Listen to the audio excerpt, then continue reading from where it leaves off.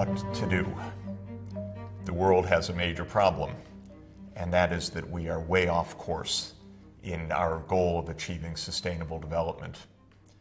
We've had a 40-year run so far, dating back to the first global conference on the environment and development in Stockholm in 1972, and the simultaneous publication of Limits to Growth, which correctly pointed out for the world that the challenge of combining economic development and environmental sustainability was still an unmet challenge and an unmet conundrum. How can this be done?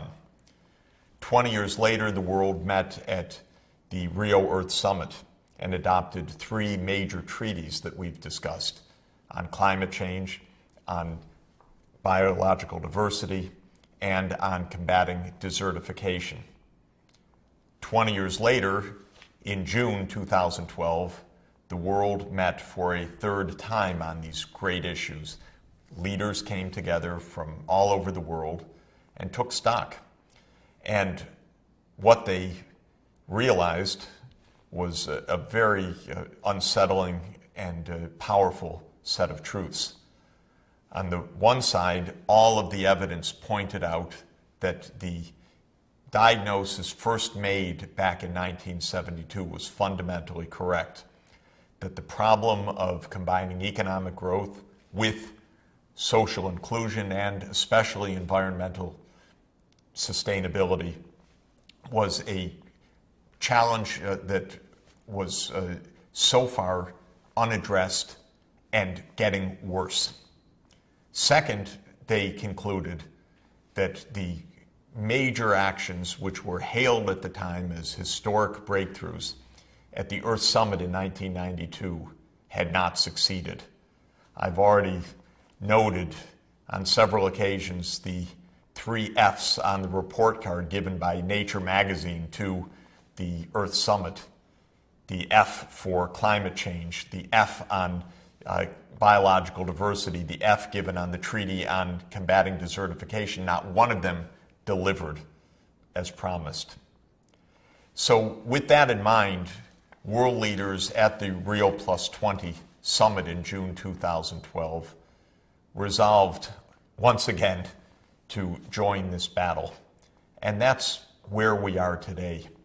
What are we to do with the world that is going in one direction with very strong momentum? Some good, of economic growth spreading to many places, of poverty being reduced in many parts of the world, but a lot that is seriously awry and getting more and more dangerous. High inequalities, some parts of the world still trapped in extreme poverty and cycles of violence and poverty and hunger and disease. And with the growing crisis of the global environment, whether it is climate change, the 6th major extinction of species on the planet, the dangers to our cities of pollution, overcrowding, lack of infrastructure. We now need, as the leaders realized at Rio +20, a new and dramatic approach. Well, what did they put on offer? How should the world respond? The first thing the world leaders said is, we absolutely must not give up. And quoting from the final outcome document of the conference called The Future We Want, the world leaders said, and I quote, "We commit ourselves to reinvigorating the global partnership for sustainable development that we launched in Rio in 1992. We recognize the need to impart new momentum to our cooperative pursuit of sustainable development and commit to work together with major groups and other stakeholders such as business, NGOs, universities in addressing the implementation gaps." They also noted something very important, and that is that the most urgent task of all in all of the interconnected challenges of sustainable development, of economic development, of social inclusion, of environmental sustainability, is the task that the world did take on in the year 2000 when world leaders adopted the Millennium Development Goals, and that is the fight against extreme poverty. We've talked a lot about extreme poverty. We should recall why it is the highest priority and the most urgent priority, and that's because it is a matter of life and death in the absolute present conditions. One can even define extreme poverty as a condition in which survival is a daily struggle. Remember that people living in extreme poverty are wondering where their next meal will come from, whether the next drink of water will carry pathogens that could threaten their lives, whether the next bite of a mosquito might transmit malaria to them. In other words, the challenges of extreme poverty are here and now and life and death.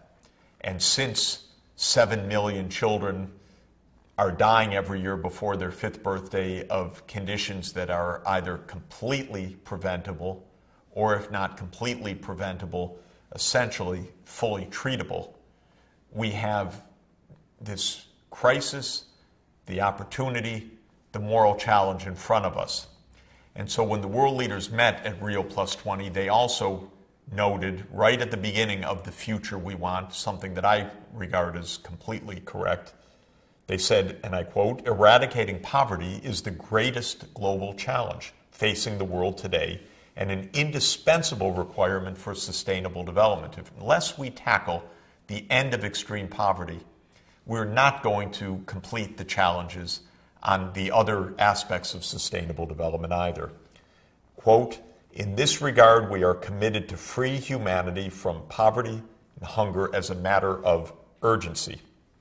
We reaffirm our commitment to making every effort to accelerate the achievement of the internationally agreed development goals, including the Millennium Development Goals, by 2015.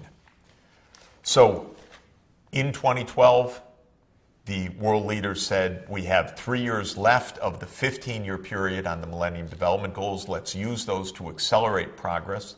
Let's remember that the Millennium Development Goals called for cutting extreme poverty by half, something already accomplished if we take the developing countries as a group, but not accomplished country by country or region by region.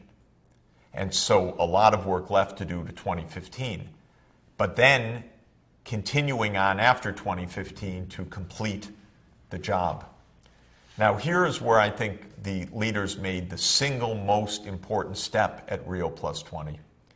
They said, and I quote, "We recognize that the development of goals could also be useful for pursuing focused and coherent action on sustainable development." In other words, they looked at the Millennium Development Goals and said, that was pretty good.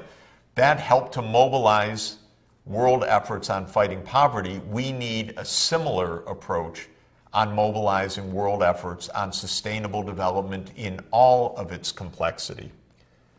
And I quote, "We further recognize the importance and utility of a set of Sustainable Development Goals, or SDGs. These goals should address and incorporate in a balanced way all 3 dimensions of sustainable development and their interlinkages." I would summarize it as saying that the world leaders agreed to make the transition from MDGs to SDGs, from Millennium Development Goals to Sustainable Development Goals. Taking a leaf from the Millennium Development Goals, the world leaders also made some points about what these new SDGs should be. And I quote, again, from the future we want. "We also underscore that SDGs should be action-oriented, concise and easy to communicate, limited number, aspirational, global in nature, and universally applicable to all countries, while taking into account different national realities, capacities, and levels of development and respecting national policies and priorities. We also recognize that the goals should address and be focused on priority areas for the achievement of sustainable development, being guided by this outcome document, The Future We Want. Governments should drive implementation with the active involvement of all relevant stakeholders as appropriate."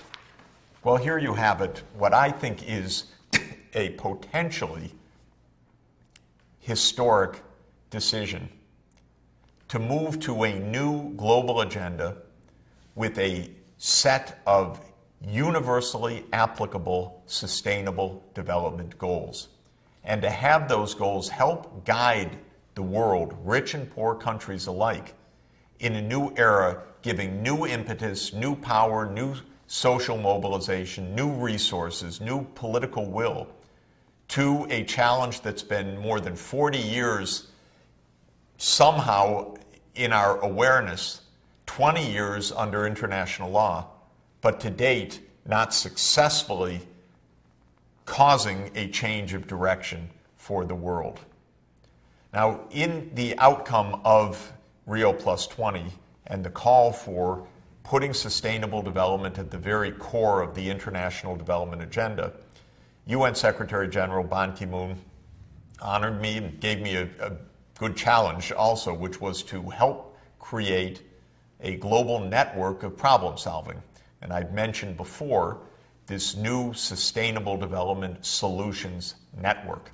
The idea that we need not only new goals, new political motivation and will, but we need an era of intensive problem solving of the kind that we've been discussing in each of the areas of health and education and sustainable agriculture, sustainable cities, sustainable energy systems, conservation of biological diversity, and all the rest.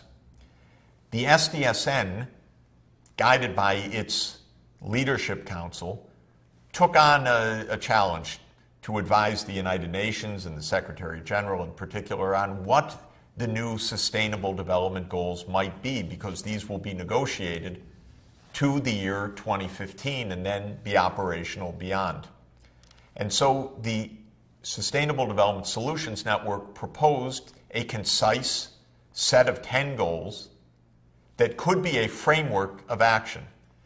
These are an illustration, of course, because the governments meeting in the United Nations, in the General Assembly, will ultimately be the ones to choose the goals.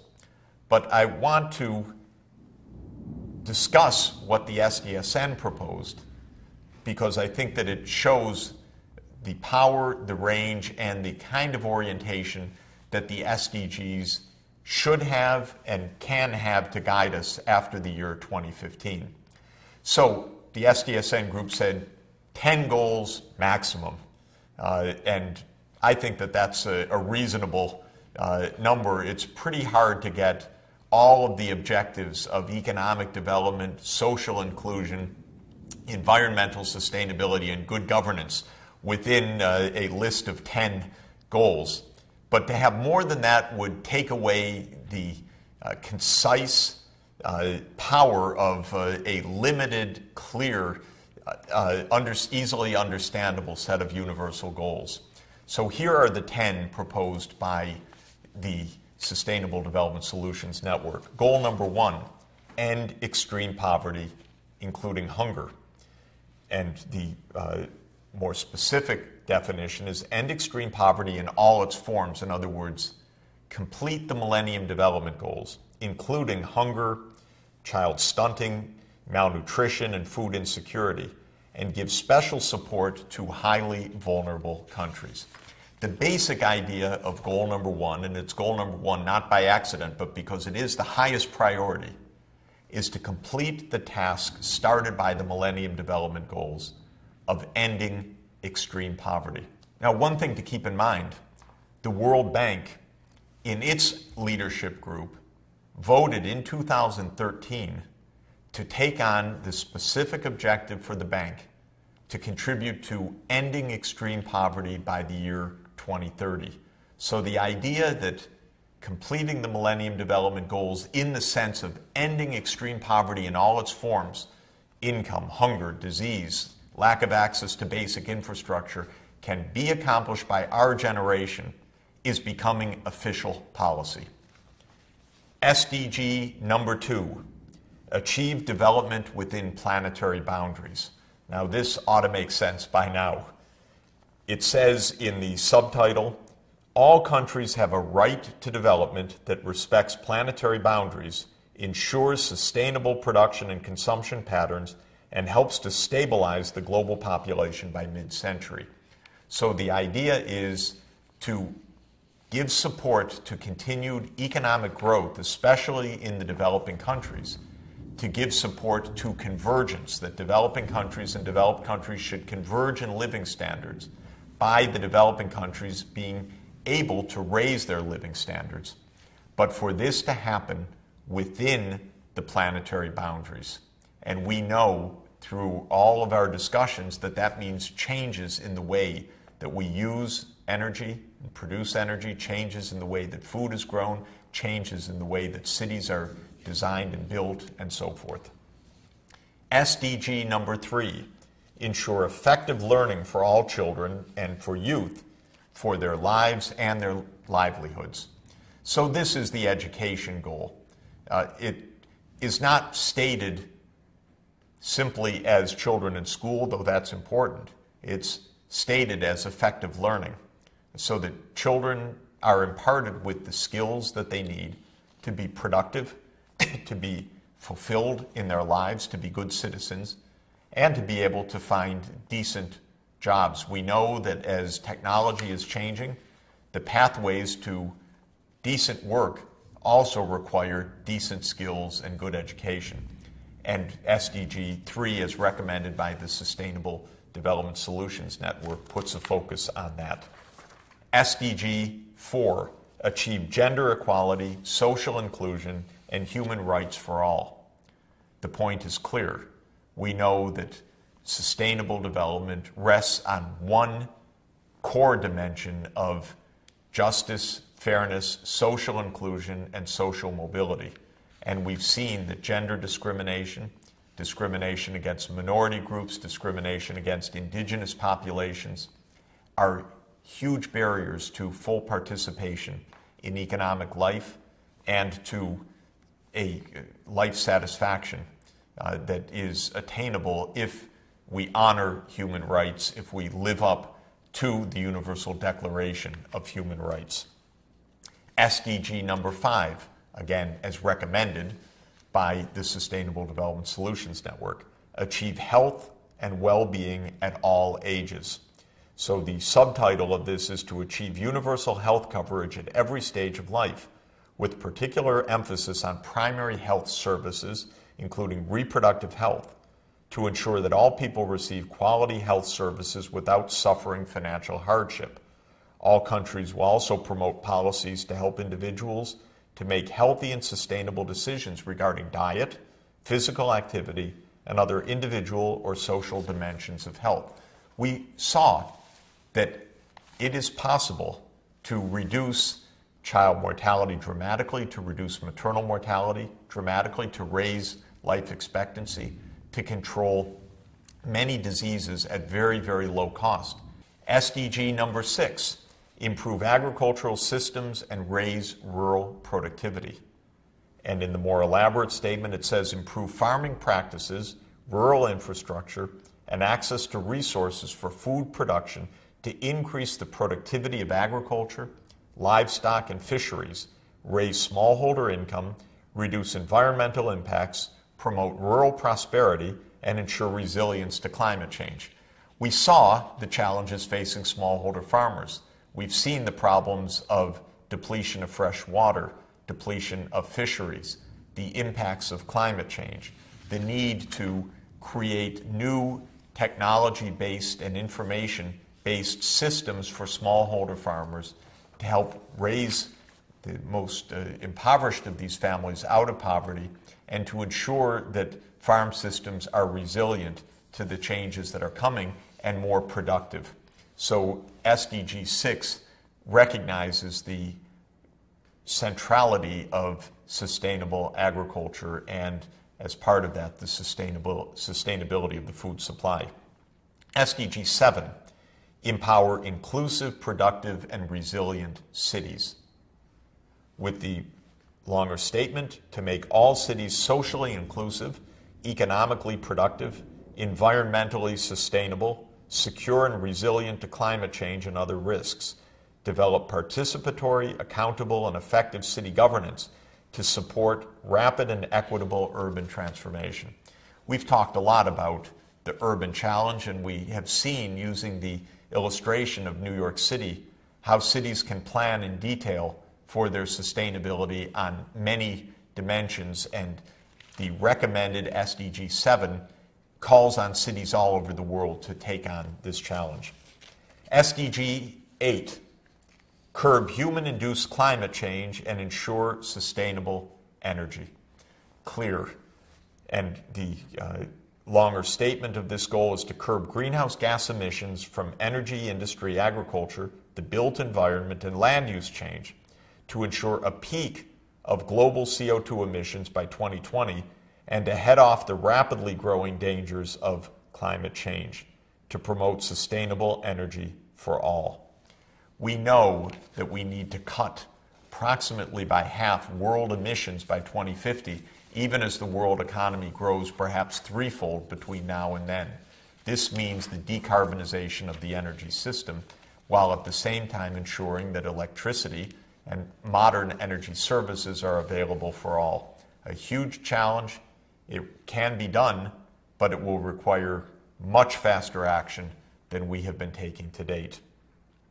Goal number 9, secure ecosystem services and biodiversity, and ensure good management of water and other natural resources, with the text saying that biodiversity, marine and terrestrial ecosystems of local, regional, and global significance should be inventoried, in other words, measured, managed, and monitored to ensure the continuation of resilient and adaptive life support systems and to support sustainable development. Water and other natural resources are managed sustainably and transparently to support inclusive economic and human development. In other words, biodiversity. Maintaining ecosystem services, maintaining the biodiversity that is vital for the functioning of ecosystems. And goal number 10, transform governance for sustainable development. The public sector, business, and other stakeholders should commit to good governance, including transparency, accountability, access to information, participation, an end to tax and secrecy havens, and efforts to stamp out corruption. The international rules governing international finance, trade, corporate reporting, technology, and intellectual property should be made consistent with achieving the Sustainable Development Goals. The financing of poverty reduction and global public goods, including efforts to head off climate change, should be strengthened and based on a graduated set of global rights and responsibilities. Bottom line, 10 goals to orient the world in clear, specific ways, measurable ways, concise and understandable ways, so that the world can make the shift from our business as usual and increasingly dangerous course to a trajectory of sustainable development for all. These are the recommendations of the Sustainable Development Solutions Network.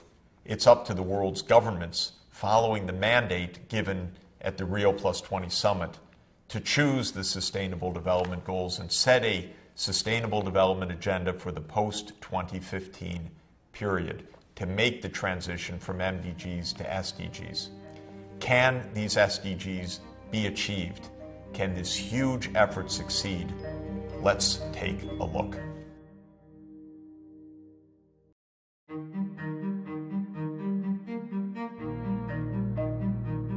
The world's governments have called for Sustainable Development Goals, and they are being negotiated in the United Nations General Assembly.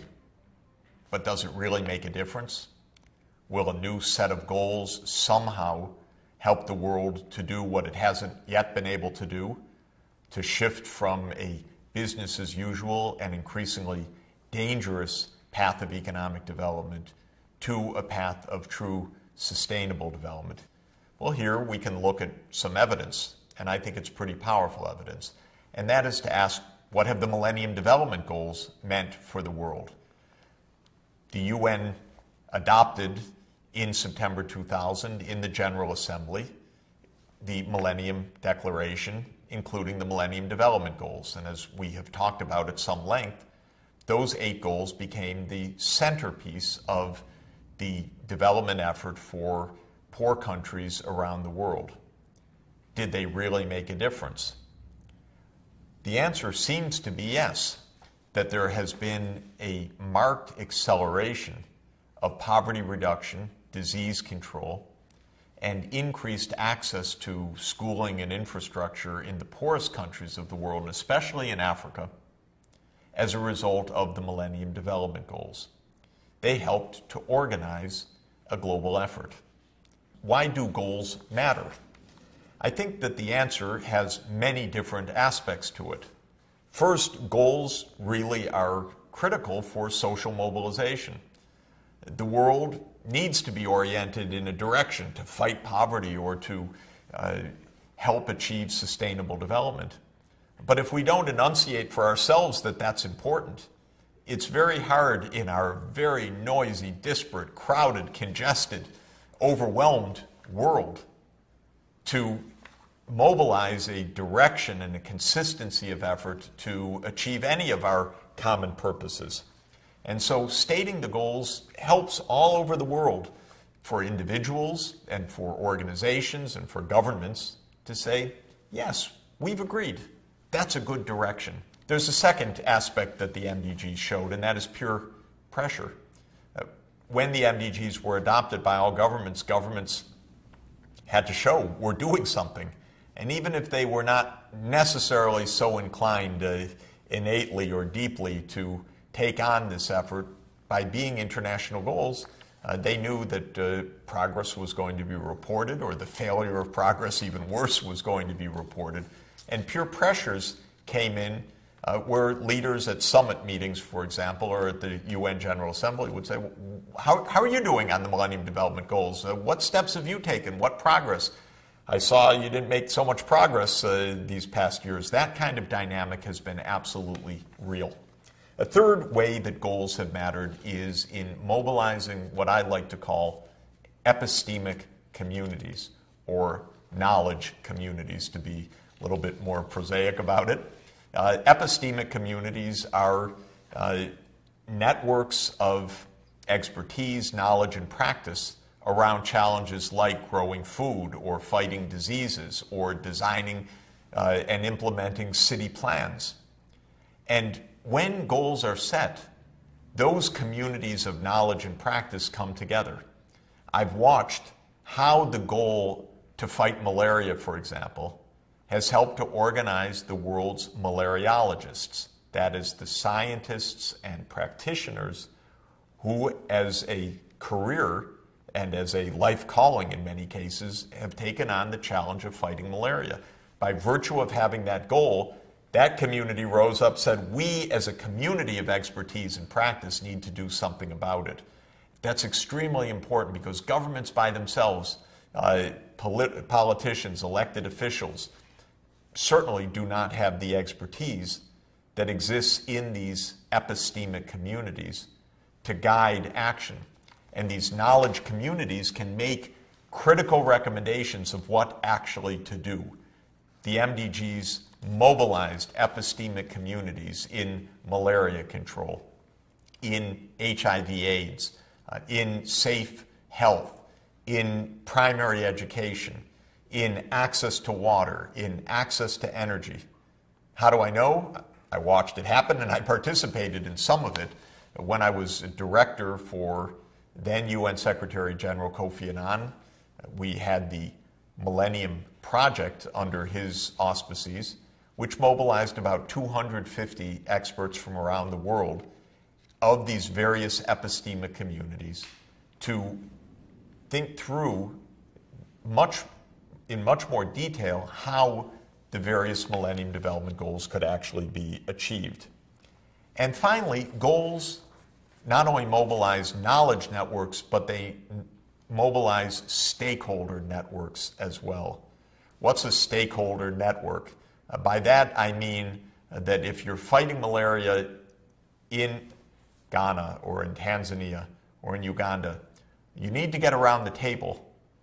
Community leaders, politicians, Ministry of Health, the scientific community, leading non-governmental organizations, perhaps church groups that have a major presence and a participation in the public health sector, international organizations, donor organizations, foundations. It is a roundtable of constituents that needs to be pulled together. And that kind of multi-stakeholder process is essential for the complex challenges of sustainable development and of the fight against poverty, hunger, and disease more specifically. That has happened by conscious design in area after area of the Millennium Development Goals. And it is one of the clearest ways that the mere statement of goals leads to improved outcomes by bringing together these multi-stakeholder processes.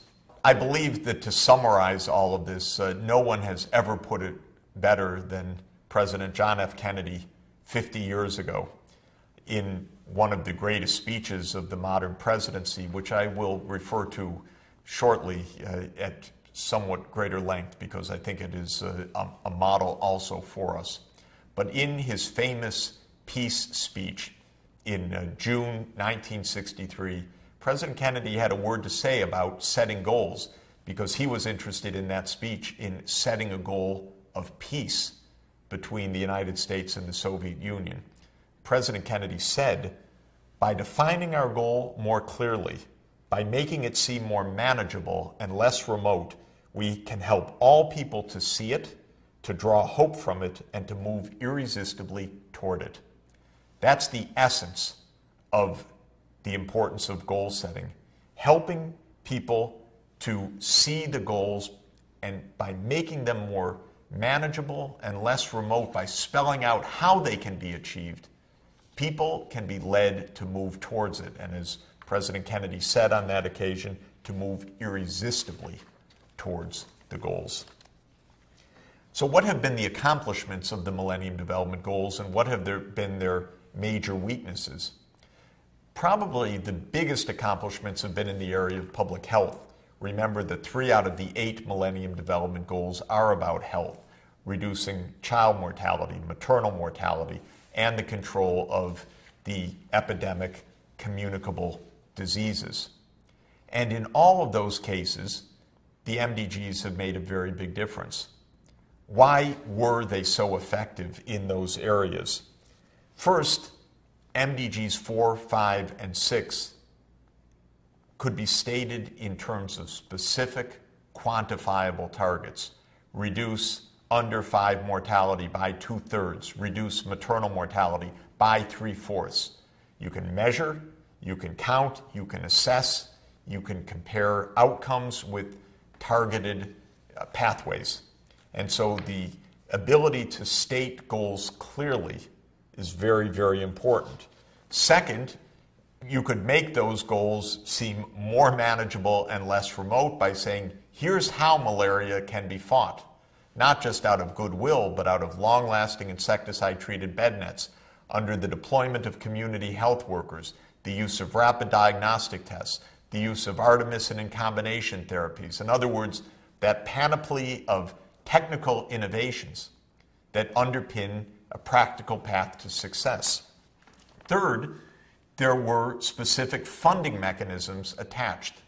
Most importantly was the arrival of the Global Fund to fight AIDS, TB, and malaria, which was agreed in 2001, 1 year after the MDGs were adopted, and put into motion in 2002. Pretty quick turnaround time. No doubt in my mind, my experience, I was there helping in that process, the MDGs made a very big difference to the birth of the Global Fund to fight AIDS, TB, and malaria. And many individual countries, and I'm happy to say the United States, the leader among them, also took on national efforts motivated by this new will to solve these problems. The U.S. adopted in 2003 the PEPFAR program, which was the emergency program of response to AIDS, where the U.S. has put in billions and billions of dollars to the fight against AIDS in Africa. And in 2005, the United States adopted PMI, the President's Malaria Initiative, also motivated by this new public health will to achieve the Millennium Development Goals, and PMI has played a major role alongside the Global Fund to Fight AIDS, TB, and Malaria in reducing the malaria burden. Finally, the MDGs succeeded in those areas because of monitoring, measurement, evaluation, and feedback to program design. Now, the MDGs did not work as well in certain other areas. In areas like sanitation, the MDGs are lagging behind. There hasn't been a global fund for clean water and sanitation the same way as there emerged the Global Fund to Fight AIDS, TB, and Malaria. And where the international funding was not elaborated and increased, where the goals were not made to seem more manageable and less remote through specific detailed plans of action, where the epistemic communities did not organize quite as well, or where the political leaders were more neglectful, the MDGs tended to lag. Public health, that came very high on the agenda. Education, surprisingly, not quite as high and not as well financed and with not the same dramatic progress as in public health. Agriculture, even a bit further behind, despite some nice words about fighting hunger. While progress has been real, the mobilization of global efforts have not been as effective, and the real change of policies and of politics have not been as dramatic as public health. What this shows is that there's nothing inevitable, I should say, about stating a goal and having the good results achieved. Stating a goal, helping to make it seem more manageable and less remote, is the first step. Implementing a plan of action, taking the feedback, is the real long-term importance of what goals can achieve. And that kind of feedback mechanism is shown here in this very, very simple flow chart. The point that I want to make in this flow chart is that one starts with a set of goals and then with a way to address those goals. Next is to design policies that can implement that program of action. Next is that when the outcomes occur, to measure the feedback, and from the feedback to rethink, adapt the strategies in a continuing loop of policy, feedback, all under the pressures and the motivation of a set of goals and a set of timetables. Now, when we turn to sustainable development, our agenda is even harder than the Millennium Development Goals. And I can tell you the Millennium Development Goals of fighting extreme poverty is pretty tough and very hard to get results in certain areas. But sustainable development goals will include not only the continuation of the fight against extreme poverty, but also the integration of that goal with several others, including environmental sustainability and social inclusion. So we've got an even more complex set of challenges. And there are at least two aspects of sustainable development that make the problems yet more complicated. First, the natural time horizon for results is longer term. Decarbonizing the energy system is going to be a 30 to 40 year effort, even if we're moving as fast as we can. Making our cities more resilient is a decade or more. Remember that our roads, our buildings, our power plants have a lifetime of many decades. We're often talking about power generation facilities that have a lifespan of 40 or 50 years. And therefore, there's tremendous inertia in this system.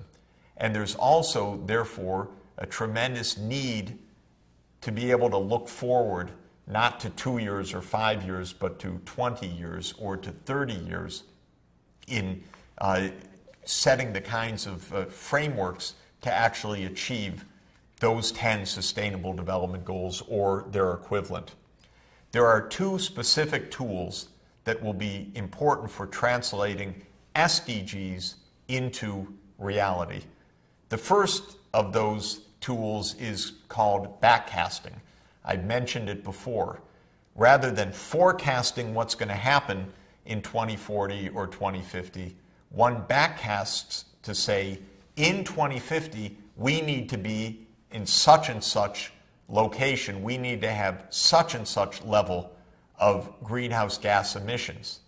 Now, instead of trying to predict or forecast, we'll start at our target and then move backwards to say, how are we going to get to that target? How are we going to cut emissions by half by 2050? Backcasting is quite different from prediction. If you look in the newspapers, listen to stock analysts, they're guessing about the future. They're not designing the future. Backcasting, even though it sounds backward, is about designing the future because it is starting at a future date and then working backward from the future date to the present to say, how can we get from here to there? It is setting that path. The second tool, closely related, is road mapping. Road mapping says, okay, we know where we want to be. We know where we start today. We can see the kind of trajectory. What does that terrain really look like? What are our big challenges? What are our technological barriers to overcome? If we are on a hike, we may have to cross a mountain range. If we are on a pathway of sustainable development, we may have to cross a technological mountain range. We have to get over the hump of intermittency of power. We have to get to power storage. We have to overcome the high costs of certain alternative energy possibilities. We have to pass the mountain range of a grid that connects North Africa, the Middle East, and Europe, or connects the Dakotas and the eastern seaboard of the United States, or the Mojave Desert and the population centers of California. In other words, we also need a roadmap for passing through difficult terrain. Now, this may seem to some people, especially to those steeped in free market economics, as a kind of planning that is impossible and is contrary to the market process. That is not correct. Why? Because in high technology industries, there is, as a norm of behavior in sophisticated industries, exactly that kind of road mapping taking place. And the most successful of all should be kept clearly in mind. It's a great example and a great motivator for us. And that is the road mapping of Moore's Law. Remember Moore's Law, because Moore's Law has created our world today. It is the information technology principle that the capacity of integrated circuits is doubling roughly every 18 to 24 months. Gordon Moore, who back in the 1960s when he enunciated Moore's Law, was the CEO of Intel, the leading company in integrated circuits. And he noted at the time that for the past 10 years or so, the number of transistors that could be packed into an integrated circuit was doubling roughly every 18 months to 2 years. And that was doubling the capacity of processing, the ability to store and soon to transmit data, and cutting by half the costs of doing that because of the doubling of the capacity in essence. And Moore, back in 1965, when he enunciated Moore's Law, said, there's some headway ahead. This could go on another decade or 2 decades, more doubling. And of course, that means a tremendous increase of the information capacity of central processing units or storage or ability to transmit enormous volumes of information. All of that has transformed our world. The powerful point is that Moore's law has continued roughly for half a century since Gordon Moore first enunciated it. And we've had roughly a billion-fold improvement in the capacity to process, store, and transmit information. And therefore, we live in a world of interconnectedness of information that was unimaginable at the time that Gordon Moore first enunciated this principle. But how was it achieved? How did the industry succeed? Well, part of it was individual brilliance and genius of engineers and scientists. Part of it was the competition in the industry. But part of it was industry-wide road mapping. That's the conclusion that I want to emphasize.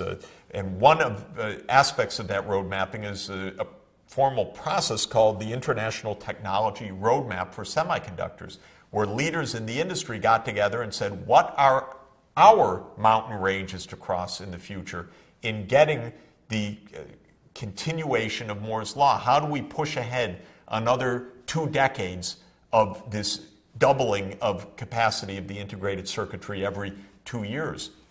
They roadmapped the steps that were needed. They did it brilliantly, and we know that they did it successfully. And that has transformed our world, but it also should tell the skeptics about looking ahead. It's possible to look ahead, not to know the future, but to plan on how to overcome certain obstacles, to think ahead, to be prepared for the problems that will come, and to take measures so that one can pass through the mountain passes and get to the next range, the next difficulty, because we know where we want to go in 20, 30, or 40 years. The final point of sustainable development that will be absolutely crucial is that, like the Millennium Development Goals, the SDGs will be a multi-stakeholder process. We need engagement across the public sector, the private sector, civil society, individuals and their own motivation, scientists and engineers, in academia, in research centers, foundations. This is an all hands-on effort. This is the kind of challenge where humanity from every part of society is going to have to get involved. It may seem fanciful. We don't want those planetary boundaries staring us in the face. We don't want these risks coming so intensively and so rapidly, but that's where we are.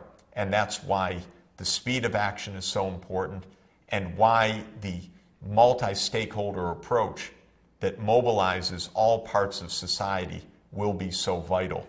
That's a big round table. It's a lot of discussion. It's a lot of harmonization of different approaches, some for profit, some not for profit, some basic science, some very applied decision making, some on the ground in communities all over the world, some training and educating the leaders of the future.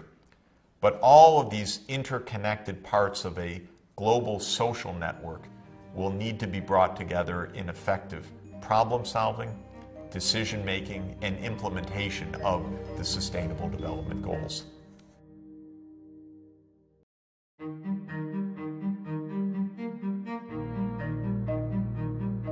The Sustainable Development Goals, in order to be achieved, are going to require a lot of investment.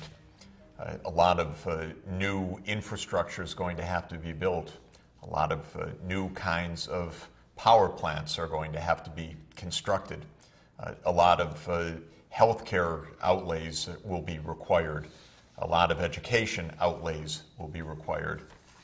Like anything in building for the future, investing is at the core of achieving the Sustainable Development Goals. And when investment is required, that means mobilizing resources in order to be able to finance those investments. Who's going to pay for the Sustainable Development Goals? How will they be achieved through effective financing? Well, in the end, we're all going to pay in some sense because we have to pay for the goods and services that are part of our lives. We pay for them through our incomes, but we do it in one of two fundamentally different ways. One is we participate in markets as consumers and suppliers. Suppliers out to make profit, consumers out to purchase goods and services. And in a market sector of our economy, of course, it is the interaction of supply and demand which both generates the economic activity and provides the motivation for financing. Businesses build factories because they anticipate that they'll make profits from them. Those profits, to an important extent, will come by being able to sell goods and services to the public. The other way that we buy the things that we need is as citizens, paying taxes so that governments can provide public services, whether it's building roads or providing health care or public education or fire and police services or funding the national science foundations of our countries and the scientific research which underpins technological change. In this sense, one can say that sustainable development will be paid for by all of us one way or another. But tremendous fights, and sometimes very bitter fights, ensue as to the proper balancing of financing between the market-oriented, profit-seeking investments of business driven by their sales of goods to consumers and the financing that comes through the public sector. The free market philosophy says, let the markets do it. Government will waste the money or lose it or squander it in some way. Whereas advocates of public leadership say markets aren't taking on the investments in clean energy and they don't build the infrastructure and they're not providing health care for the poor. So we need a public approach. Of course, the truth is that these different kinds of financing, public and private, and sometimes public-private partnerships, are complementary mechanisms to finance sustainable development objectives. Some things work very well through the private sector, other things do not. At the core of our analytical understanding of these issues, it needs to be an analysis of where the right boundaries are. What are the most effective ways to allocate responsibility for financing between market-based private sector financing and public financing? Well, we know that there are cases where the market has done brilliantly almost on its own. And I think the greatest example of this is the massive expansion of mobile telephony to all parts of the world. Here's a great technological breakthrough.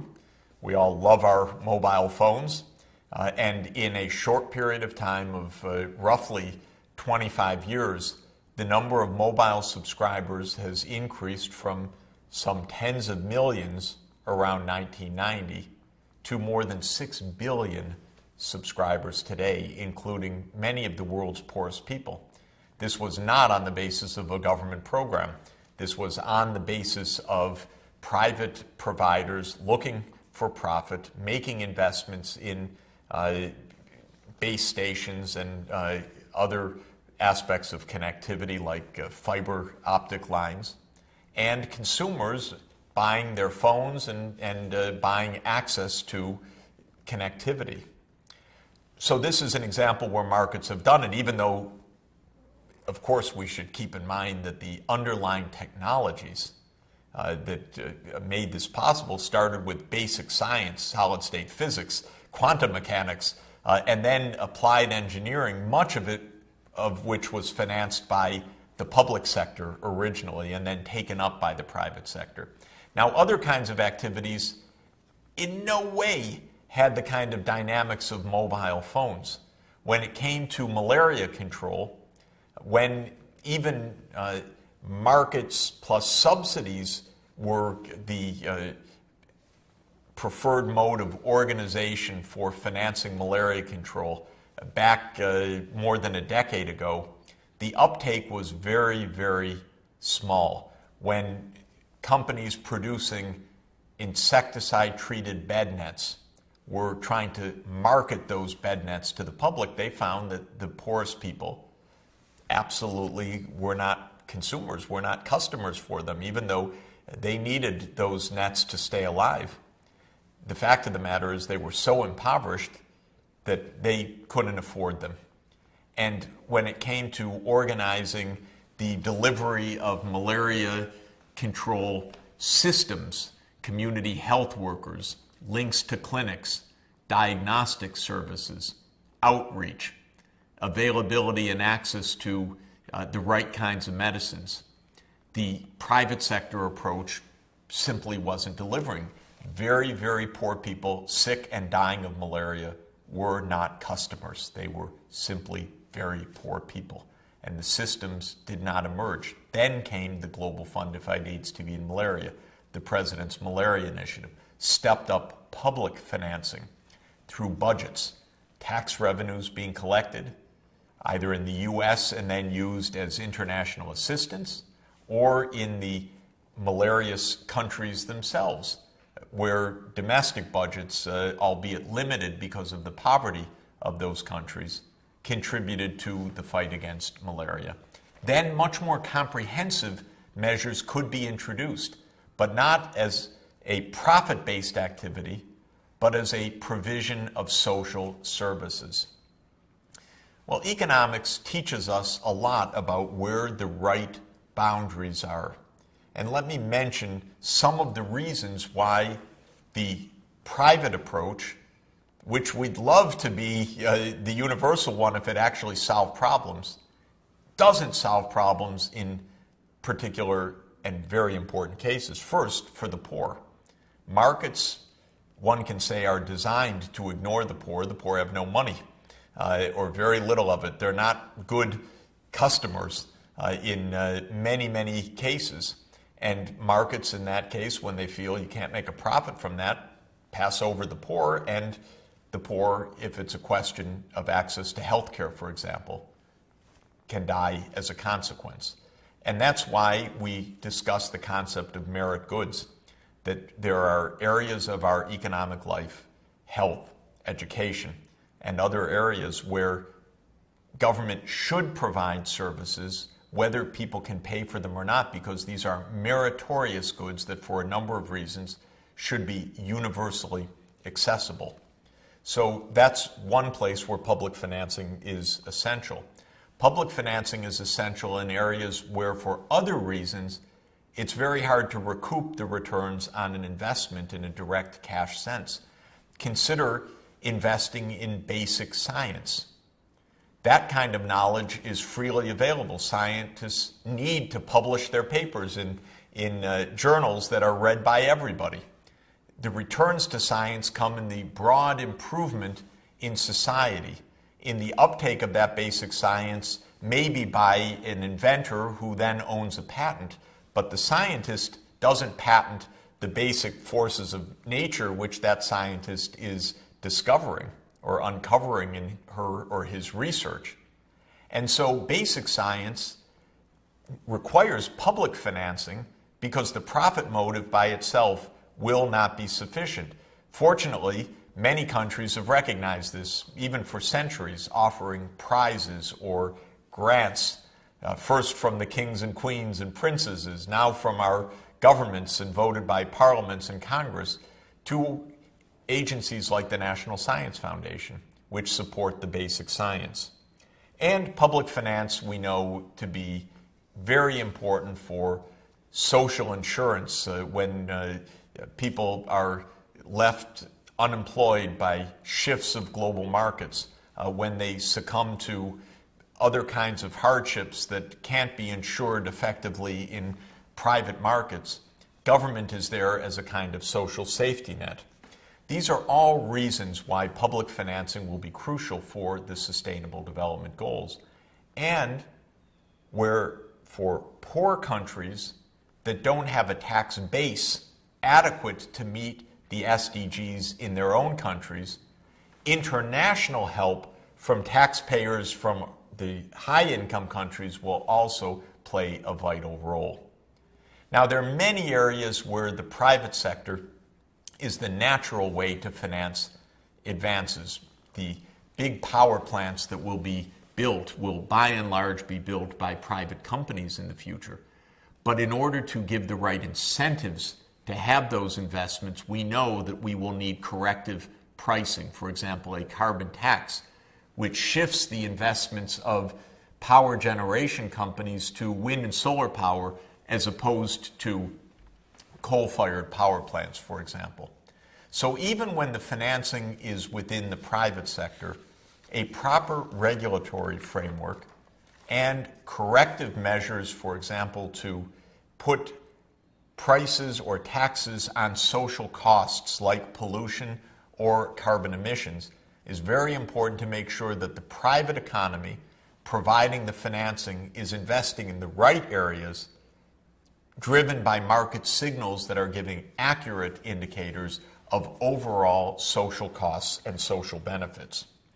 Now, there's been an ongoing debate, very emotional, I have to say, and very tense at some points, about one aspect of public finance, and that is when taxpayers in one country help to provide public services in another country through official development assistance. Some have said this kind of aid, as it's called, ODA in the technical jargon, and aid in the day-to-day discussions and debates, is ineffective. There are harsh critics of foreign aid per se. There are others, and I'm among them, who say that that kind of taxpayer-financed approach, where it's taxpayers in one country helping people in poor countries, is vital and life-saving and crucial for organizations like the Global Fund to Fight AIDS, TB, and Malaria, or PEPFAR, or other international development efforts aimed at helping very poor people. This debate about ODA or aid has been running pretty strongly during the whole period of the Millennium Development Goals, because MDG 8, the eighth of the Millennium Development Goals, calls for increased official development assistance in order to implement the MDGs. Now, how is this debate posed? Let me try to put the sides out there clearly. One part of the debate, I'm in that camp, says aid can be useful. Indeed, aid is vital in certain circumstances. Then there are the critics, and the critics come in a variety of areas. One camp says aid is unnecessary, let markets do it. I've just discussed why markets might not reach a lot of people, but the market optimists say let the markets do it. What happened with mobile phones can happen with other things as well. A second camp of aid skeptics says aid's wasted. It passes through too many government bureaucratic hands, and that it's inevitable that it's going to be wasted. A third argument is that aid is absolutely debilitating, not just wasted, but that it leads to a kind of dependency mentality, which is demeaning, takes away dignity, and takes away motivation. It creates a culture of handouts. And some few say, what do we care about poor people? What do we care about what's happening abroad? Just leave us alone. That's not the dominant view among the aid skeptics. Most say, well, if aid could work, we'd be all for it, but intrinsically, it doesn't work. Well, these camps have been duking it out, I would say, for quite a while. And I'd like to give, of course, a view of why I have been in the camp that says aid's important. In view of these very often legitimate positions taken by the aid skeptics. So let me try as best I can to explain my position vis-a-vis these critical views. First, I want to agree with aid skeptics. Much aid is wasted. No question about it. I can't stand some of the categories called aid when cash bills in shoeboxes are given over to local warlords because somehow they're friends in some conflict in Iraq or Afghanistan or some other place, and that's categorized as aid. And this is part of our problem in evaluation. What is counted as aid includes many different categories of things, some of which I would agree with the aid skeptics right from the start. No way that that's going to work. Keep our hands and our taxpayer dollars away from that. My argument is somewhat different. My argument is that aid can work and that it is vital in certain circumstances. It's especially vital when people are very poor and facing challenges, often life and death, malaria, AIDS, safe childbirth, safe water, sanitation, growing enough food to stay alive, that cannot be met by markets because these are not consumers that are going to give a profit, not right now, and they can't be met by the meager budgets of the poor countries. And so they need help. And then the question is it possible to help effectively without the corruption, the stealing, the inefficiencies of the bureaucracies? And my argument is yes, if it's done thoughtfully. We need to design the aid delivery systems in an effective way. Let me refer to my favorite example of this, two organizations. One is the Global Fund to Fight AIDS, TB, and Malaria, which I've discussed. The other is the Global Alliance for Vaccines and Immunizations.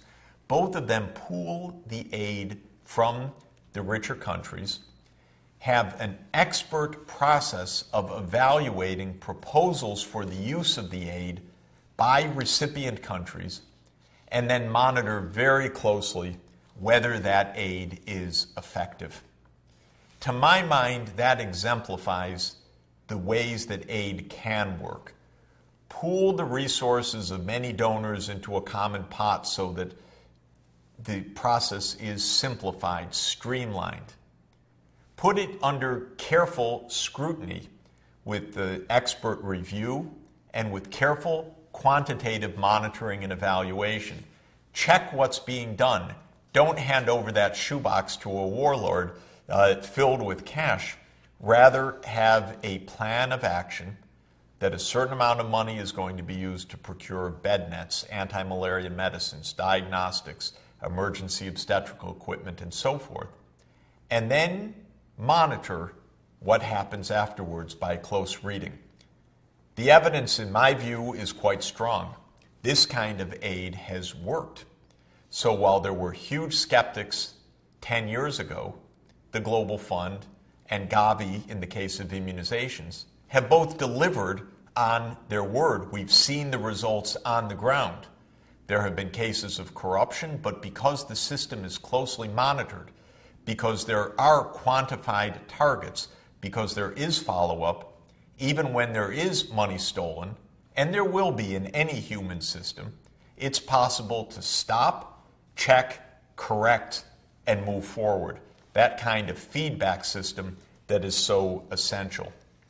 I believe we need more of those pooling mechanisms, more global funds in essence, for health, for education, for safe water and sanitation, for smallholder farming, for access for all to low carbon energy sources, and to mechanisms to protect biodiversity. We have a global environment facility like that has been established under the Convention on Biological Diversity.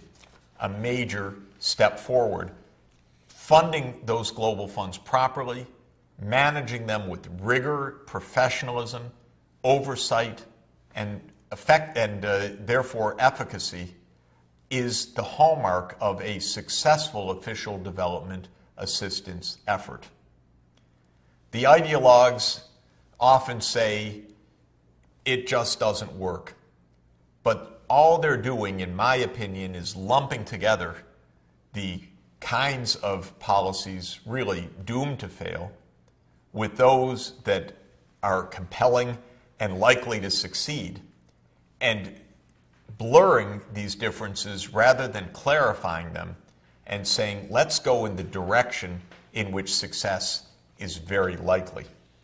Let me also say we need innovation in financing. We will need a lot more public-private partnerships where private financing is linked also to public financing in a package and to the right kinds of regulatory steps. We'll need this to move to clean energy, to build safe infrastructure. We've had that kind of public-private partnership for technology development and for delivery of new technologies like antiretroviral drugs to fight AIDS. So the point is, official development assistance to be effective and public finance in general to be effective requires a serious process like anything we do. We need to be thinking, planning ahead, backcasting and road mapping, monitoring, evaluating, and updating our strategies. If we do this, and if we provide an adequate level of public finance, the Sustainable Development Goals are in a cost range of 1 to 2 percentage points of our national income for the kind of transformations needed. Maybe if the costs are on the high end, maybe 2 to 3 percentage points of our national income. They won't break the bank, but they won't happen on their own through market forces alone. A clear, effective strategy of official financing, of national budgets for national needs, and of official development assistance for the poorest countries in particular will play a vital role in the success of the Sustainable Development Goals.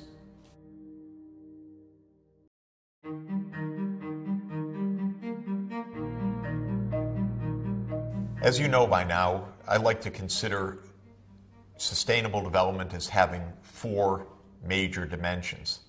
There are the traditional 3: economic development, social inclusion, and environmental sustainability. But those 3 require, in all cases, the underpinning of a 4th aspect, and that is good governance. And so I like to put good governance alongside the first 3 as the total package that's needed in order to achieve sustainable development. When we move to the Sustainable Development Goals, good governance is going to play a central role in the achievement or the failure to achieve the Sustainable Development Goals. So it behooves us to think clearly about what we really mean by good governance. The first thing that I would emphasize is that governance is about the rules of behavior, especially in organizations, not only about our politics or our government, but about major organizations that are key actors in the success or failure of sustainable development. And that includes our companies. So when I speak of good governance, I'm thinking about good governance of the public sector, government, and good governance of the private sector, especially the large multinational corporations. So good corporate governance. It's clear there are many, many kinds of governments around the world and many different rules of behavior, different constitutional or sets of principles. And it would be futile and absolutely, in any event, unworkable to believe that there is one set of political rules, for example, that will dictate how the SDGs are to be implemented. The world's governments, in any event, won't have it that way, nor is it correct to think that there's only one way, or that if there is, that we would find it uniquely. Rather, we need a set of principles rather than a cookie cutter that says you must have elections on this date and your parliament or president or prime minister or judiciary must be organized in the following way. That won't fly. But what can work, I believe, is to emphasize certain principles of behavior for the public sector and the private sector. First is accountability. Governments and business need to be accountable for their actions. Businesses are in part accountable to markets, but they're also accountable to the court of law, and they need to be accountable to the court of public opinion as well. Governments are accountable to their citizens in elections when they are democratically organized. Governments need to be accountable even in non-democratic systems or systems that others would consider to be non-democratic, to the achievement of the objectives that they take on. So by accountability, I mean not a specific set of election rules, though some are better than others, but rather the idea that governments will adopt goals and they are responsible for following through on reporting, on being clear about the measures that are needed to achieve them, on public assessments of progress or failure of progress towards those goals. And that should be true across all variety of political systems. That requires a second feature, in my view, also that transcends a specific pattern of voting or organization of the executive or the legislative branch of government, or similarly corporate organization, and that is transparency. We as citizens, we as market participants, we as human beings intent on achieving sustainable development can only hold government and business accountable for their actions if we can know what those actions are, know what the behaviors are. And that means that we have to resist secrecy. We have to resist the institutionalization of secrecy in the form of tax and secrecy havens around the world that allow politicians, political parties, governments, crooks to hide their money, to hide their proceeds, to hide their behavior behind walls of secrecy, even when their behavior has huge impacts on the success or failure of the globally desired objectives of saving the planet or ending poverty. So transparency is a core feature, and governments of all different political systems have a responsibility, in my view, towards transparent behavior. Third is participation, the ability of citizens and of stakeholders vis-a-vis business to participate in decision making. And here there are, of course, many different views about this and many different ways of participating. Elections are a kind of participation, but they must not be the only kind. The ability to participate through public discourse, through public deliberations, through hearings on regulation are all extremely important. And similarly, businesses need to confront through institutional means and clear processes and rules their stakeholders, not only the shareholders in a company, but also the workforce, also the suppliers, the consumers, and good businesses have a multi-stakeholder approach. And in some countries like Germany, where there's a principle of co-determination, workers, even when they're not shareholders, have a formal, legalized right and responsibility for participation in corporate decision-making. A fourth aspect of good governance that is part of accountability, I would say, but more specific, is what's called the polluter pays principle. And this is that all of us need to clean up after ourselves when we are imposing costs on others not reflected in market prices. When companies pollute waterways, when they pollute the air, when any of us as individuals or as businesses put carbon dioxide into the air, we need to bear that cost, to internalize the externality, as economists call it, but meaning in more usable language that we need to reflect the full social costs of our actions in our decision making. Consider a business that's operating in a poor country, and the poor country has very weak environmental standards, for example. Is it the, quote, right of the business to pollute a local village, even if it's not against the law? Is it actually, in some extremist views, I would say, the responsibility of the company to pollute that village because it's not against the law and it's the responsibility of the management to maximize the profit of the shareholders? Many of us would think that's an outlandish view, but it's actually a view that some free market purists mistakenly take, mistakenly in my view. Or would we say that it's actually the responsibility of the business not to pollute the village, even if it's not illegal, because there is a responsibility of polluters paying or bearing the social costs of what they do? It's closely related to an ancient and very important doctrine in Latin known as primum non nocere. Primum non nocere in Latin means first do no harm. And a principle of good governance, in my view, is first do no harm.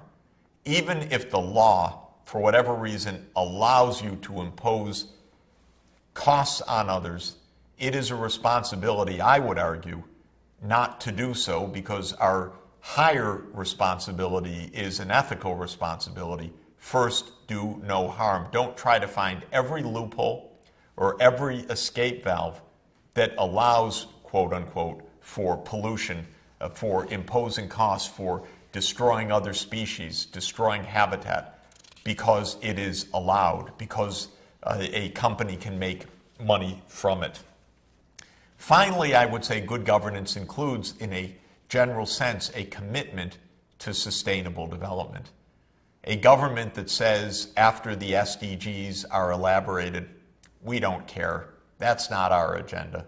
That's just the United Nations agenda, is an example of bad governance if such an event happens. Governments have a responsibility to the planetary needs. National governments have a responsibility to the planet. It's not good enough in an interconnected world. It's not feasible. It's not viable in an interconnected world for politicians to say, I'm locally elected. It's not my responsibility to undertake measures that maybe benefit others, but not my own constituents. And so good governance, I would also argue, is a responsibility towards a sense of universal commitment and universal participation to sustainable development. If one government or another says, we're the only way to organize things, you have to follow our Constitution, we're lost, because that will not happen. But if these basic principles of accountability, of commitment to sustainable development, of transparency, of the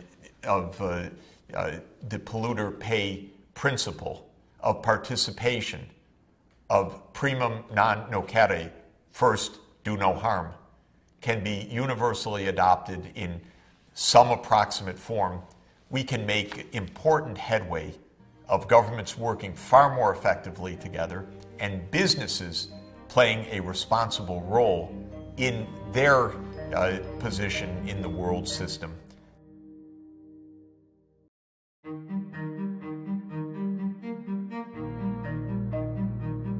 Is sustainable development feasible? Can we elaborate sustainable development goals and carry them out in time? In this confusing and confused and distracted world where the world is running very powerfully off course in many ways.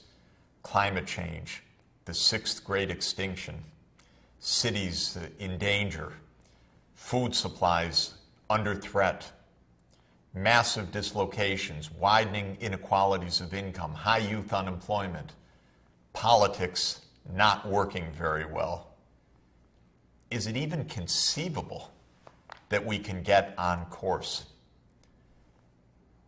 It's not an empty question. It's a very deep and real concern. And some of the most important thinkers in the world have expressed some very, very serious doubts. Three authors recently, all of whom I tremendously admire, have in a way made me shudder with their pessimism. Jane Jacobs, who has passed away, who was one of the world's greatest urbanists and champions of vibrant, sustainable urban areas, in her last years of life wrote a book called Dark Age Ahead. It was a troubling book to read from such a wonderful thinker who argued that we're not making it right now. And not only are we on the wrong track, but that the tendencies continue to worsen. Communities fraying, public spirit disappearing, higher education dysfunctional in what it's really teaching, bad science, phony science elevated, and crowding out real science, governments not responsive to real needs but responsive to vested interests, a culture that somehow is distracting us from the central challenges that we face. All of the things we've seen and led Jane Jacobs, what a marvelous and wonderful and influential thinker, to this kind of very great pessimism. Who could rival the pessimism of the title of Martin Rees's book? A great astronomer, Sir Martin, published a book, Our Final Hour, Will Humanity Survive the 21st Century? Well, the title tells it all, that this is a message conditioned and saying, yes, of course there is a way out, but how dangerous are our circumstances. And the great ecologist, the pioneer of the interconnectedness of global ecosystems, James Lovelock, the inventor of the Gaia theory of the interconnections of the abiotic and biotic features of the Earth's systems, wrote in his recent book, The Revenge of Gaia, where he declared that we've already lost it, we've passed the planetary safety margins so far that major parts of the world are doomed to disaster. Afterwards, he pulled back a bit and said, maybe that is too pessimistic, too horrifying a thought. But I think we do make a mistake if we are glib, easygoing, saying that all of this is pretty straightforward, a small tweak here, a small change there, and we'll be on our way. Sustainable development is, simply speaking, the greatest challenge, the most complicated public policy challenge that humanity has ever faced. Climate change alone has that characteristic, but add in these other challenges of a rapidly urbanizing world, of a great extinction process underway because of human domination of ecosystems, over-extraction from oceans and land resources, the massive illegal trade that we talked about. These are science-based issues where there's not enough public literacy worldwide in the scientific underpinnings. These are issues of tremendous uncertainty. Even the most refined models of climate are models of great uncertainty because there are many gaps in our understanding of how Earth systems work, and perhaps many intrinsic uncertainties in a perhaps chaotic, nonlinear underlying system. This is a multi-generational problem which, we're just perhaps completely unequipped in tradition to think about. We have to think ahead many generations. We're talking about parts of our economy like energy, transport, infrastructure, food supply, which go to the core of our economic life, and they need major technological overhaul. There are powerful vested interests like big oil, which I have referred to on many occasions, which have hindered clarity and progress on implementation. There are long lead times in rebuilding our infrastructure because the life expectancy of the infrastructure of a power plant is a half a century, of our buildings often a century or more. And we have very limited space left, partly because we have, in a way, frittered away the last 20 years since the Rio Earth Summit, and one could argue we've been on notice for decades longer than that. We mustn't give up hope, partly because we have identified very specific ways through our backcasting and our road mapping, of which we've only touched the surface but illustrated those two processes of how we can get from here to where we need to be. We have identified technologies that can decarbonize the energy system and lead to tremendous energy efficiency. We have identified technologies that can economize tremendously on land, raise agricultural productivity, reduce the fluxes of nitrogen and phosphorus and the kind of poisoning of the estuaries that they cause. We've shown how cities can plan ahead and design infrastructure which makes for a much higher level of well-being. In other words, these are opportunities within our grasp, not pie in the sky, not fanciful science fiction of the 23rd century, but things that we know how to do, where the costs are absolutely within reach.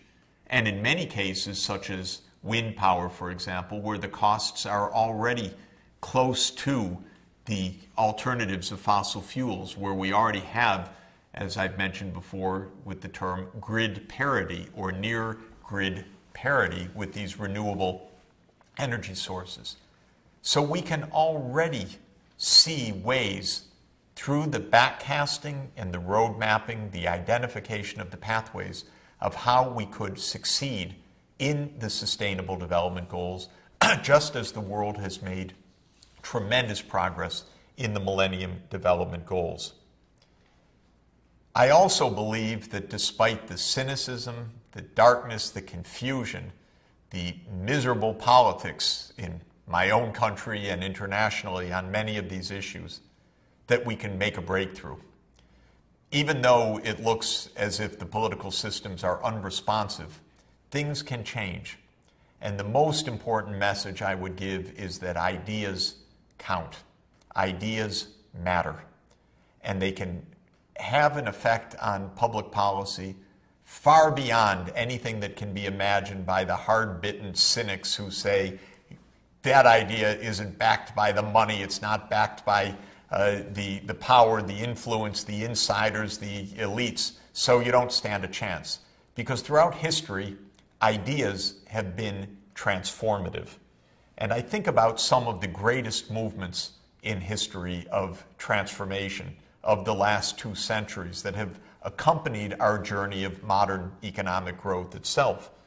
First, the end of slavery, which was a massive social movement, perhaps the first of the social activist movements of its kind in modern history, in England, in the home of the Industrial Revolution, led by William Wilberforce and by William Penn the Younger, the Prime Minister, who was also a classmate of Wilberforce, and by other brave leaders who took a campaign to end slavery that seemed completely deeply embedded in the colonies of the British Empire. It took them more than a couple of decades, and there was a lot of cynicism, a lot of skepticism, a lot of dirty dealings. But in 1807, the British Empire abolished trade in slaves, and in 1833 abolished slavery in the British holdings. And ideas triumphed. It wasn't economic interests, it was ideas and morality that in the end was the underlying force of change that led the way. We think about the struggle against colonial rule, led by Gandhi and by many of his contemporaries in Africa and in Asia. And Gandhi was up against the British Empire. It seemed like an impossible struggle. And Gandhi also, of course, invented and led the nonviolent approach to social action and social change in a unique way. And one would have bet in 1910 or 1920 or 1930 that Gandhi would have been long forgotten by now and the British Empire would have continued to rule over the subjects of India or of Africa. And of course, it is Gandhi's leadership of ending colonialism that we regard as the correct moral answer for our age, and one that inspired the civil rights movement, the human rights movement, and much beyond. And ideas played a role so powerfully that the interests were, in the end, completely overwhelmed. The human rights movement followed on, Eleanor Roosevelt, and championing the Universal Declaration of Human Rights.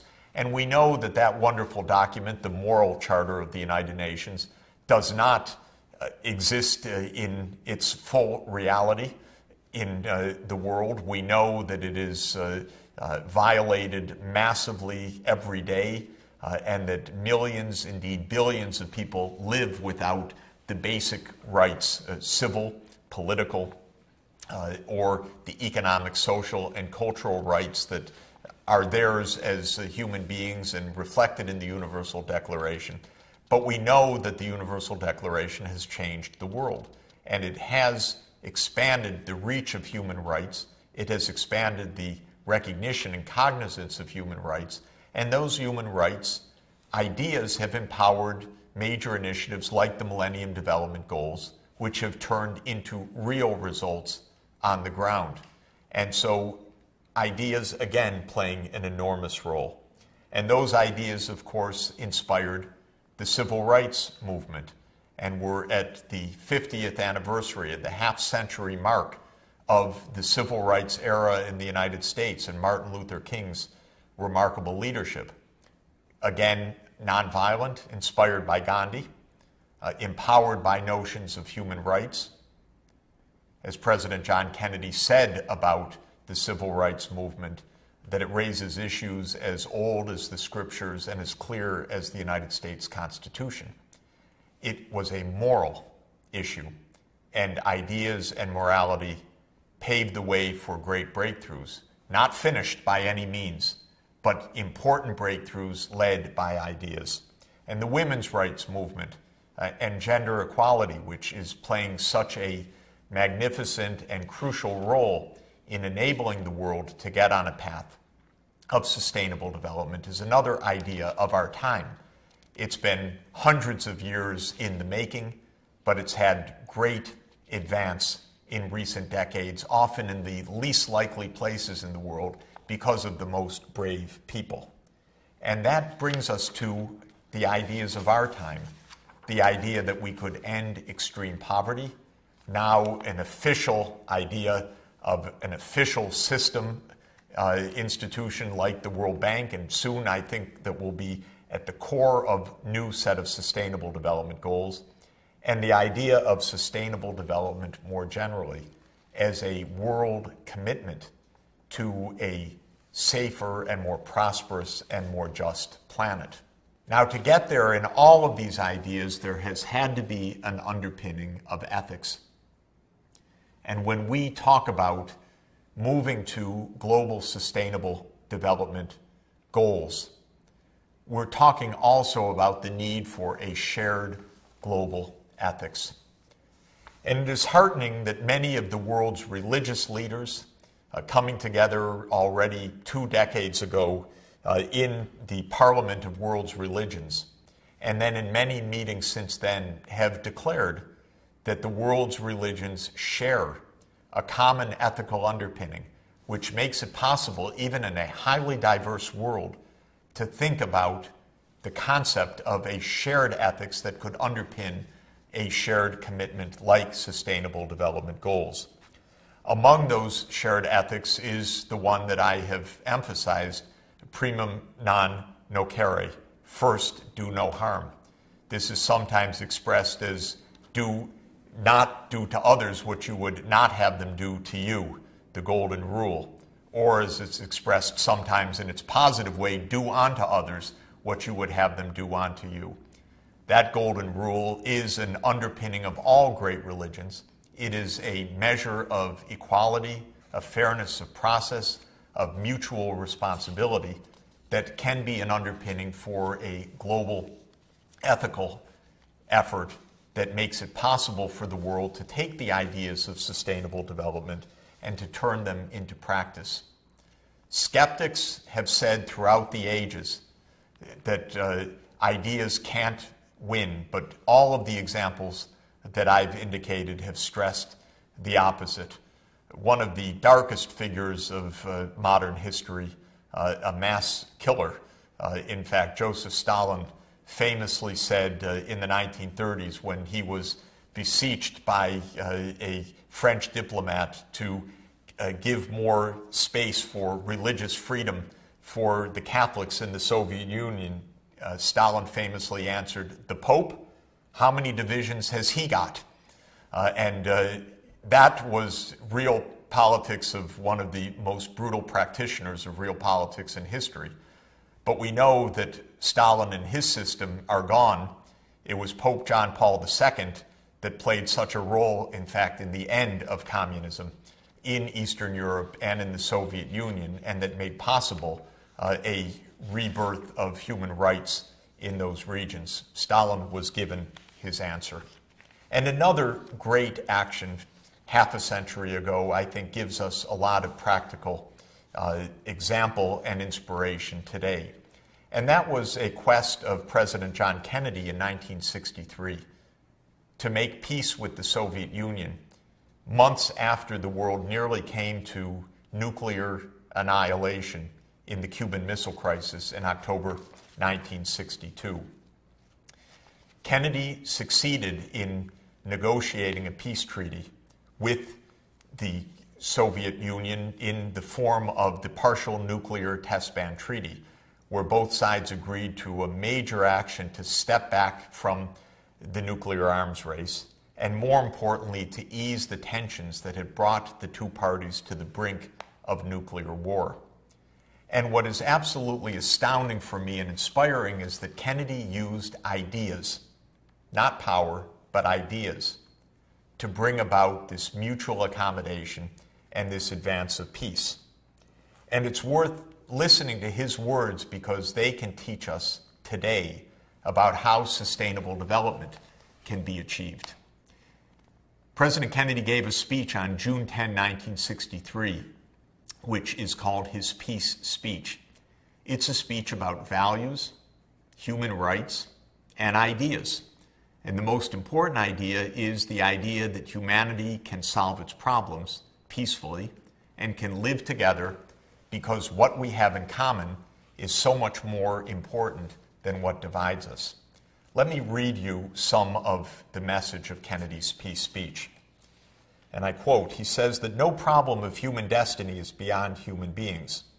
Man's reason and spirit have often solved the seemingly unsolvable, and we believe they can do it again. I am not referring to the absolute infinite concept of universal peace and goodwill of which some fantasies and fanatics dream. I do not deny the value of hopes and dreams, but we merely invite discouragement and incredulity by making that our only and immediate goal. Let us focus instead on a more practical, more attainable peace, based not on a sudden revolution in human nature, but on a gradual evolution in human institutions, on a series of concrete actions and effective agreements which are in the interest of all concerned. There is no single simple key to this peace, no grand or magic formula to be adopted by one or two powers. Genuine peace must be the product of many nations, the sum of many acts. It must be dynamic, not static, changing to meet the challenge of each new generation. For peace is a process a way of solving problems. This is important. Sustainable development is a process, a way of solving problems peacefully and globally, addressing our deep common needs, using our science and technology, our know-how, and our shared global ethics to get there. Kennedy was grappling with a divide between the United States and the Soviet Union, a divide of deep values, political systems, and nuclear arms pointed at each other. But his message was that because we have common interests, we can resolve our problems peacefully. And he had an absolutely magnificent way of describing those common interests that resonate today. He said, and I quote again, "So let us not be blind to our differences, but let us direct attention to our common interests and to the means by which those differences can be resolved. And if we cannot end now our differences, at least we can help make the world safe for diversity. For in the final analysis, our most basic common link is that we all inhabit this small planet. We all breathe the same air. We all cherish our children's futures, and we are all mortal." Well, what a way to describe our fate on a crowded, shared planet. We are all breathing the same air. It's now got 400 parts per million of carbon dioxide. It is a threat to our well-being, to our future survival. We all cherish our children's futures, and we know what needs to be done. After Kennedy made that speech, he went on his final visit to Europe because he was assassinated soon afterward. He signed the peace treaty, the partial nuclear test ban treaty, and a few months later he was gone. But when he visited Europe, one of his great stops was visiting his own family's home country of Ireland. And he spoke magnificently in the Irish Parliament. And he had words there that also are extremely important for us. He said to his Irish countrymen, as it were, "This is an extraordinary country." George Bernard Shaw, speaking as an Irishman, summed up an approach to life. Other people, he said, see things and say, "Why?" But I dream things that never were, and I say, "Why not?" It is that quality of the Irish, Kennedy goes on, that remarkable combination of hope, confidence, and imagination that is needed more than ever today. The problems of the world cannot possibly be solved by skeptics or cynics, says Kennedy, whose horizons are limited by the obvious realities. We need men who can dream of things that never were and ask why not. Kennedy got his peace treaty signed. He set the world on a path for stepping back from the nuclear brink. The partial nuclear test ban treaty was signed 5 years afterward, which was part of his idea of the practical step-by-step process. We are going to need that kind of practical step-by-step process. But we're going to need, as Kennedy said, to look beyond the skeptics and the cynics. They have every reason to point out our difficulties, but we're going to need to look forward to what needs to be done and to find that pathway to achieve it. In Kennedy's last speech to world leaders in the United Nations in the fall of 1963, just after the partial nuclear test ban treaty was signed, he ended his speech with absolutely remarkable words, which must be our words today. And again, I quote Kennedy telling the world leaders assembled at the General Assembly. "Archimedes," says Kennedy, "in explaining the principles of the lever, was said to have declared to his friends, 'Give me a place where I can stand, and I shall move the world.'" My fellow inhabitants of this planet, let us take our stand here in this assembly of nations, and let us see if we, in our time, can move the world to a just and lasting peace. Now it's our turn to see if we can move the world to sustainable development.